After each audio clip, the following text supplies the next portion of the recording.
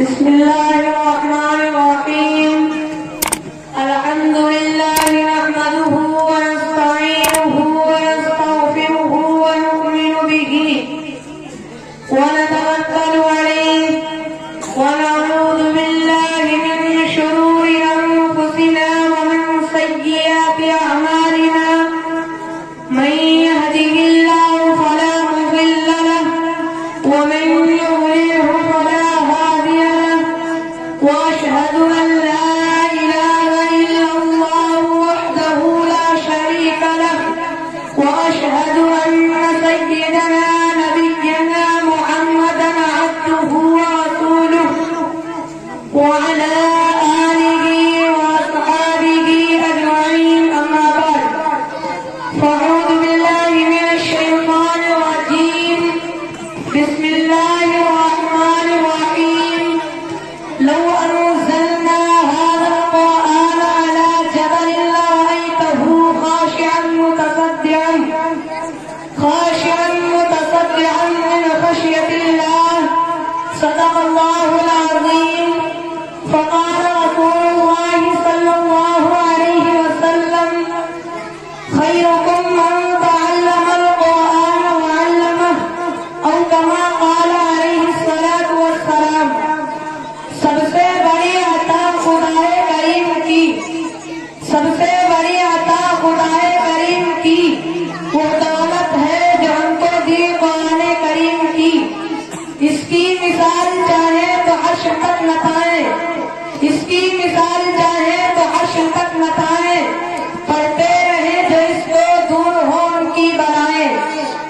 یا الہی تو ہمیں عامل قرآن کر دے، یا الہی تو ہمیں عامل قرآن کر دے. پھر نئے سرے سے مسلمان کر دے. وہ پیغمبر جسے سرتاج رسول کہتے ہیں، وہ پیغمبر جسے سرتاج رسول کہتے ہیں، اس کی امت کو ذرا تابع قرآن کر دے. بزرگان دین اور حاضرین جلسہ اور اسٹیج پر بیٹھے رونق افروز علماء کرام اور حفاظ کرام، اسٹیج پر آنے والا شخص یا تو بڑا ہوتا ہے جو چھوٹوں کو تنگ و نصیحت کرنے آتا ہے، یا اسٹیج پر آنے والا شخص چھوٹا ہوتا ہے جو اپنا یاد کیا ہوا سبق سنانے آتا ہے. آج یہاں بھی یہی نسبت ہے کہ میں ایک طالب علم ہوں اور میں نے جو اپنے اسلاف سے سیکھا ہوا سبق سنانے آیا ہوں.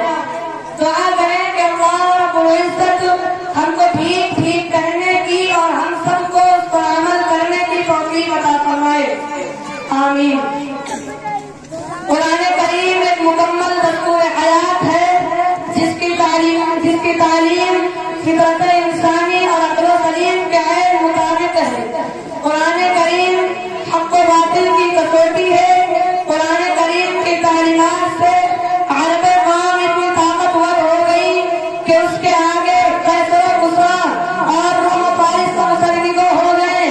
اور کیوں نہ ہوتے، یہ احکم الحاکمین کا کلام ہے، یہ سلطان السلاطین کا فرمان ہے، سطوط و جبروت والے بادشاہ کا قانون ہے، جس کی ہمسری آج تک نہ کسی بڑے سے بڑے آدمی سے ہوئی ہے اور نہ ہی ہو سکتی ہے. اسی طرح کسی انسان کا کلام اللہ کے کلام کا مقابلہ نہیں کر سکتا. نبی اکرم